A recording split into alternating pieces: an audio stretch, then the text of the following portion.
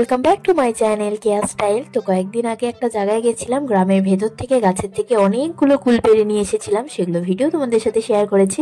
আর আজকে সেই কুলেরই আচার বানিয়েছি। সবাই খেয়ে খুব আনন্দ পেয়েছে, আর আমারও কুলের আচার ছোটোর থেকেই খুব ভালো লাগে। আগে স্কুলে যেতে গেলে তোমার ওই স্কুলের বাইরে দাঁড়িয়ে থাকতো, শালপাতার বাটি করে আচার বেরোতো, 5 টাকা 3 টাকা দিয়ে আচার দিত সবাই।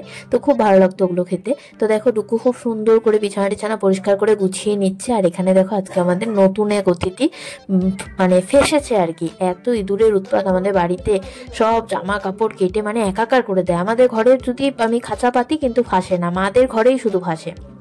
এখানে দেখো ডুক্কু কত সুন্দর করে সব পাপা যেরকম করে ডকুমেন্টস সব গুছিয়ে রাখে, ডুক্কু আমাদের যেগুলো আনইউজেস পেপার আছে সেগুলো সব ফাইলের মধ্যে গুছিয়ে গুছিয়ে রাখছে। ওই বলে না বাচ্চারা দেখে শিখে, ওই আর কি। আর বিকেল হয়ে গেছে, এখন সবাই মিলে চা খাচ্ছি। আজকে চা বানাতে ইচ্ছা করছিল না, তাই বুনু এখন চা বানিয়ে নিয়ে